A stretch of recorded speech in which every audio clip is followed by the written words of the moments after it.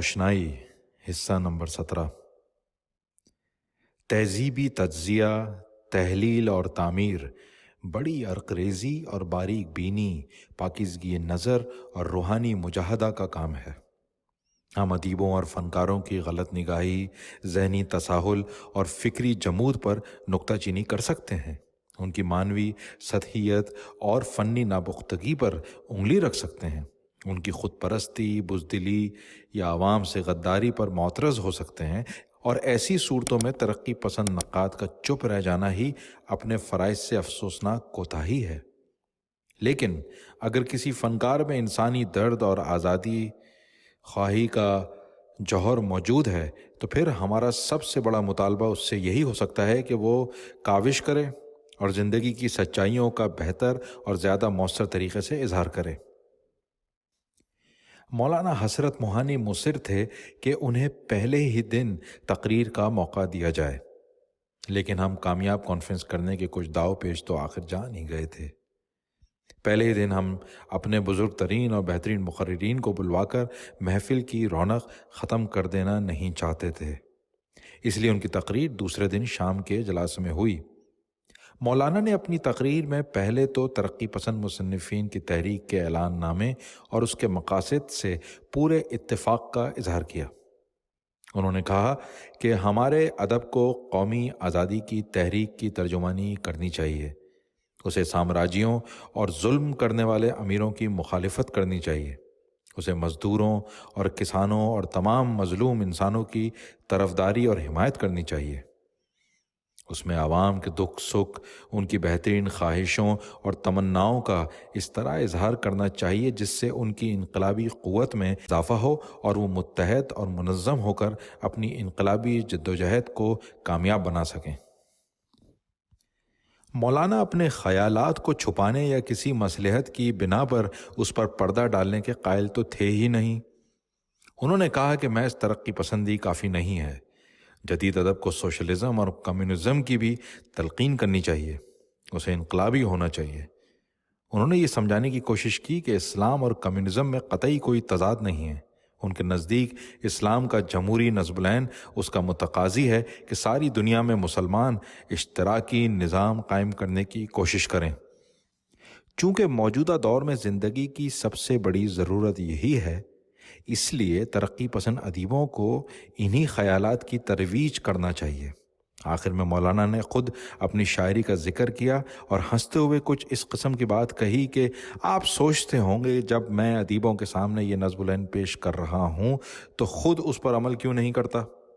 ظاہر ہے کہ میری شاعری میں اس قسم کی کوئی بات نہیں ہوتی، لیکن آپ کو اس طرف توجہ نہیں کرنی چاہیے، آپ کو زندگی کے زیادہ اہم اور سنجیدہ مسائل کی طرف توجہ کرنا چاہیے۔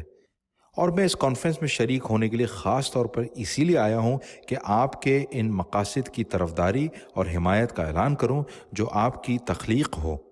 پرانی باتوں سے کام نہیں چلے گا، وہ محض دل بہلانے کی چیزیں ہیں۔ شاعری کے معاملے میں آپ کو میری تقلید کرنے کی ضرورت نہیں، بلکہ میں خود اس قسم کے نئے ترقی پسند ادب کی تخلیق میں آپ کی پوری طرح مدد کروں گا۔ مولانا حسرت موہانی کی تقریر سے ہمارا بہت دل بڑھا اور مولانا اپنے قول کے پورے اترے۔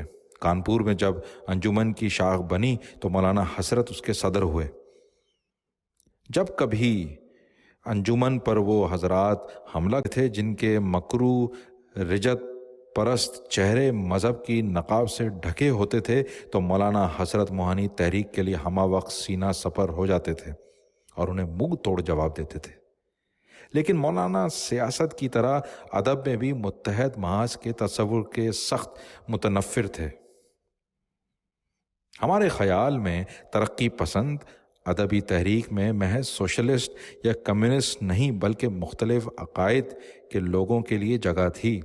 انجمن ان سے وطنی آزادی اور جمہوریت میں یقین رکھنے کا مطالبہ کرتی تھی، اشتراکیت میں نہیں۔ مولانا اس معاملے میں انتہا پسند تھے۔ ان کے نزدیک ترقی پسند کے لیے اشتراکی ہونا ضروری تھا، ہمارے لیے یہ ضروری نہیں تھا۔ غنائیہ یا عاشقانہ شاعری کے متعلق جسے مولانا فاسقانہ شاعری کہتے تھے، ہم میں سے اکثر کی رائے وہ نہیں تھی جو مولانا کی تھی۔ یہ صحیح تھا کہ جاگیری عہد کی ایسی عاشقانہ شاعری جس کے ذریعے سے پست ہمتی، اخلاقی ابتذال، تقدیر پرستی، شکست خوردگی کی تلقین کی گئی تھی، ہمارے لیے ناقابل قبول تھی۔ لیکن ایسی شاعری جس میں سچی محبت کی کسک ہو، یا جس میں انسان کی ناکامیوں اور محرومیوں کا اظہار کر کے اس کا تزکیہ نفس کیا جائے، جو ہم میں دردمندی اور پاکیزگی پیدا کرے، جس میں انسانی خصائل کو بہتر بنانے کی غرض سے افراد اور معاشرت پر تنقید ہو، جس سے ہماری زندگی کی زینت بڑھے اور انسانی جذبات میں بلندی اور لطافت پیدا ہو، ہرگز ایسی نہیں ہے جس سے رد کیا جائے۔ ایک ترقی پسند یا انقلابی کے لیے ایسی شاعری اتنا ہی ضروری اور مفید ہے جتنا کہ کسی دوسرے مہذب انسان کے لیے ایسی شاعری کا منتخب کلام، اور خود حسرت کی بہترین شاعری اسی زمرے کی ہے۔ مولانا نے اس کے بارے میں جو کچھ کہا وہ ان کی انتہا پسندی اور کثر نفسی پر مبنی تھا۔ کانفرنس کے آخری دن کے شام کے اجلاس میں من جملہ اوروں کے سوشلسٹ لیڈروں جے پرکاش نارائن، یوسف مہر علی، اندو لال جنک اور کملا دیوی اور میاں افتخار الدین نے بھی شرکت کی۔ یہ لوگ اس زمانے میں ملک کے درمیانے طبقے کے ان روشن خیال نوجوانوں کی نمائندگی کرتے تھے جو سامراج دشمن انقلاب چاہتے تھے اور سوشلزم کے نئے نظریے کو اپناتے تھے۔ کملا دیوی نے کانفرنس میں ایک چھوٹی سی پرجوش تقریر میں نئی تحریک کا خیر مقدم کیا۔ محترمہ سروجنی نائیڈو بلبل ہند بھی کانگریس کے اجلاس میں شریک ہونے کے لیے لکھنؤ میں موجود تھیں۔ انہوں نے ہماری کانفرنس میں بھی شرکت کا وعدہ کیا تھا، لیکن بدقسمتی سے عین وقت پر بیمار ہو گئیں۔ انہوں نے کانفرنس کو ایک پیام لکھ کر بھیجا جو سنایا گیا۔ کانفرنس میں ترقی پسند مصنفین کا اعلان نامہ بھی پیش کیا گیا اور اتفاق رائے سے منظور ہوا۔ اس اعلان نامے میں اور اس میں جس کا مسودہ شروع میں لندن میں تیار ہوا تھا اور جس پر اس وقت تک ہم نے دستخط لیے تھے، صرف چند لفظوں کا فرق تھا۔ یہ ترمیمیں مہاراشٹر کے نمائندوں نے پیش کی تھیں جن کو سب نے منظور کر لیا۔ انجمن کا ایک دستور بھی منظور ہوا۔ اس کا مسودہ ڈاکٹر عبدالعلیم، محمود الظفر اور میں نے مل کر تیار کیا تھا۔ مجھے انجمن کا جنرل سیکرٹری چنا گیا اور میرے سپرد انجمن کے مرکزی دفتر کو الہ آباد میں قائم کرنے اور چلانے کا کام ہوا۔ انجمن کی مجلس عاملہ کے بارے میں یہ طے ہوا کہ اس کے ممبروں کو مختلف صوبوں یا راسانی علاقوں کی انجمنیں چنیں گی۔ یہ طے ہوا کہ اس کی کوشش کی جائے گی کہ ہندوستان کی ہر بڑی زبان کے علاقے میں علاقائی انجمنیں ہوں اور تمام صوبائی انجمنوں کے منتخب نمائندوں کی ایک کل ہند کونسل ہو جس کا اجلاس کم از کم سال میں 2 مرتبہ ہو۔ ان کے علاوہ کانفرنس میں چند اور تجویزیں بھی منظور ہوئیں، جن میں سے 2 اس لحاظ سے اہم تھیں کہ ان سے نئی ترقی کی بعض خصوصیات کا پتہ چلتا تھا۔ ایک تجویز میں میسولینی کے حبش پر جارحانہ حملے اور جاپان کے چین پر حملے کی مذمت کی گئی۔ اس تجویز میں شہنشاہیت اور سامراجی جنگوں کی مذمت کی گئی اور ہندوستانی ادیبوں کے آزادی خواہ، جمہوری اور امن پسند جذبات کا اظہار کیا گیا۔ دوسری عالمگیر جنگ کے بادل اس وقت آسمان پر منڈلا رہے تھے۔ ترقی پسند ادیبوں نے کہا کہ ان کا فرض ہے کہ تمام دوسرے امن پسندوں کے ساتھ مل کر وہ اس جنگ کو روکنے کی کوشش کریں گے۔ اس سے یہ ثابت ہوتا تھا کہ ترقی پسند ادیبوں کی تحریک اپنے قیام کی ابتدا سے ہی امن، آزادی اور جمہوریت کی طرفدار تھی اور قوموں کی آزادی اور عالمی امن کو تہذیب کی بقا اور نشوونما کے لیے ضروری خیال کرتی تھی۔ دوسری تجویز میں افراد، جماعتوں اور اداروں کی آزادی رائے اور خیال کی جمہوری حق کی حمایت میں آواز بلند کی گئی۔ برطانوی حکومت نے پریس کے قوانین بغیر مقدمہ چلائے گرفتاری اور دوسری پابندیاں عائد کر کے ان حقوق کو چھین لیا تھا۔ تعزیرات ہند کی دفعہ 124 کے ذریعے اخباروں اور رسالوں کو بند کر کے اور ان کی اشاعت میں رکاوٹ ڈال کر ترقی پسند کتابوں کو ضبط کر کے، ایڈیٹروں اور مصنفوں کو گرفتار کر کے ان انسانی حقوق کو بالکل سلب کر دیا تھا۔ ترقی پسند مصنفین نے اس کی مذمت کی اور انجمن کو یہ ہدایت کی کہ ملک کی تمام دوسری جمہوری تحریکوں کے ساتھ تعاون کر کے وہ آزادی رائے اور خیال کے بنیادی انسانی حق حاصل کرنے کی کوشش کرے۔ تاریخ شاہد ہے کہ رجت پرست حکمرانوں اور برخود غلط حکومتوں نے سچائی کی آواز کو ہمیشہ جبر اور تشدد کے ذریعے دبانے کی کوشش کی ہے۔ آزاد ذہن، راست گو زبان اور بے باک قلم کو اگر وہ خرید نہیں سکے اور مروب نہیں کر سکے تو انہوں نے آہنی زنجیر اور سلاخ، زہر کے پیالے اور جلاد کی تلوار سے کام لیا۔ لیکن تاریخ یہ بھی بتاتی ہے کہ انسان کی آزاد روح کو کبھی مقید نہیں کیا جا سکتا۔ کوئی سچا مبلغ، شاعر، عالم یا فنکار جس کے کلام یا نظریے میں اس کے زمانے کی ارتقاء پذیر حقیقت کی جھلک اور چمک ہو، دبایا نہیں جا سکتا۔ اگر باجبر اس کی زبان بند بھی کر دی جائے اور اس کا قلم توڑ بھی دیا جائے تو وہی حقیقت جس کے آزادانہ اظہار کی اجازت نہیں دی گئی، ہزاروں لاکھوں عوام کے دلوں سے صاف چشموں کی طرح پھوٹ پڑتی ہے۔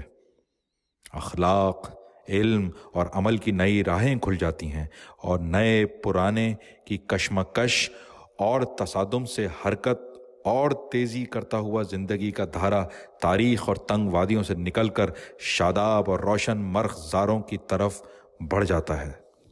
ہماری یہ تجویزیں، جنہیں حکومت اور اس کے نقادچیوں نے سیاسی قرار دے کر یہ ثابت کرنے کی کوشش کی کہ ترقی پسند مصنفین کی تحریک ادبی کم اور سیاسی زیادہ ہے، اور اس لیے خالص اور اصلی ادیبوں کو اس سے علیحدہ رہنا چاہیے، فی الحقیقت ہماری تہذیبی زندگی میں ایک قدیم اور مستحسن تہذیبی روایت کا اعادہ کرتی تھیں اور اسے منظم شکل عطا کرتی تھیں۔ فرق صرف یہ تھا کہ اب سرزمین ہند کے ادیب باقاعدہ اور منظم طور پر اور اپنے عہد کی ضرورتوں اور حالات کے مطابق یہ تہیہ کر رہے تھے کہ وہ آزادی اور سچائی کی خدمت کریں گے اور کسی کی نہیں۔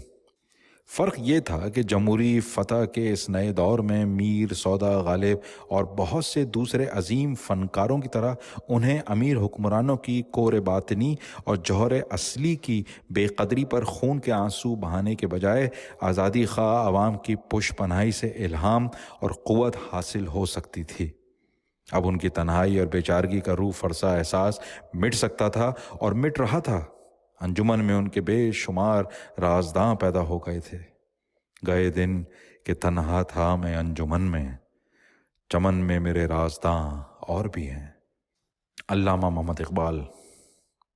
کانفرنس ختم ہوئی اور ہمیں اس کے خاتمے پر اپنی کوتاہیوں اور خامیوں کا احساس اور نئی ذمہ داریوں سے پیدا ہونے والی فکر اور پریشانی اس خوشی سے بہت زیادہ تھی جو کسی کام کے خیر و خوبی کے ساتھ خاتمے کے بعد ہوتی ہے۔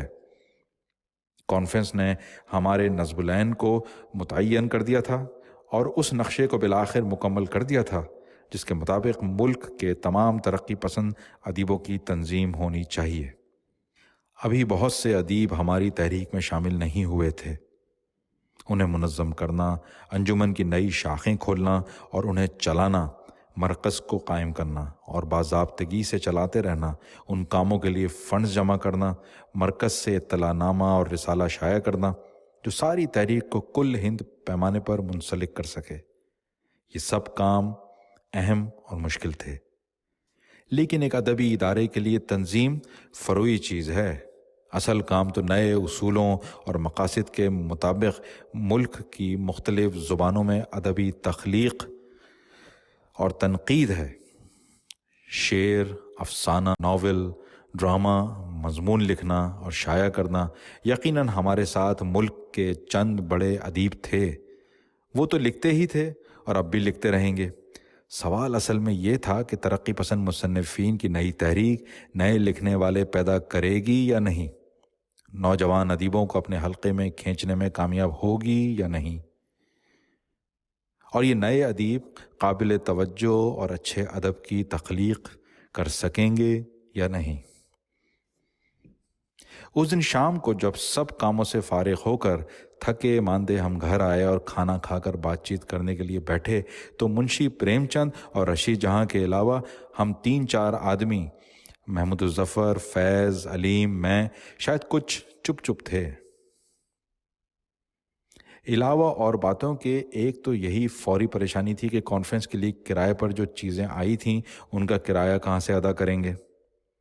پھر بابو جنیندر کمار نے اردو ہندی کی لا حاصل بحث چھیڑ دی تھی، اس سے مجھے کوفت ہو رہی تھی، لیکن پریم چند خوش نظر آ رہے تھے۔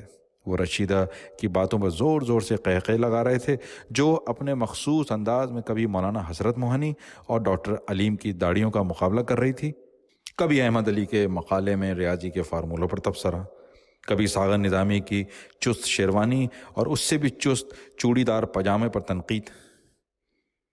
جب پریم چند کی باری آئی تو انہوں نے ہم نوجوان ترقی پسندوں کی حرکتوں پر مشفقانہ انداز میں نکتہ چینی شروع کی۔ بھائی یہ تم لوگوں کا جلدی سے انقلاب کرنے کے لیے تیز تیز چلنا تو مجھے بہت پسند آتا ہے، لیکن میں ڈرتا ہوں کہ اگر کہیں تم بے تحاشا دوڑنے لگے تو ٹھوکر کھا کر منہ کے بل گر نہ پڑو، اور میں ٹھہرا بوڑھا آدمی تمہارے ساتھ اگر میں بھی دوڑا اور گرا تو مجھے بہت ہی چوٹ آئے گی۔ یہ کہہ کر انہوں نے بڑی زور کا قہقہ لگایا اور ہم سب بھی ان کے ساتھ ہنسنے لگے۔ لیکن کچھ بھی ہو، ہم تو اب آپ کا ہاتھ نہیں چھوڑتے، رشیدہ نے ہنستے ہنستے جواب دیا۔ مضمون جاری ہے۔ اگلا مضمون تحریک کے بنیادی مسائل ضرور سنیے گا۔ بولتی کتابوں کا سلسلہ جاری ہے ان لوگوں کے لیے جو کتابیں سننا چاہتے ہیں۔ ہمارا یوٹیوب چینل ضرور سبسکرائب کیجیے گا، اور پسند آئے تو لائک ضرور کیجیے گا، اور اپنے دوستوں کو بھی شیئر کیجیے گا۔ بہت شکریہ۔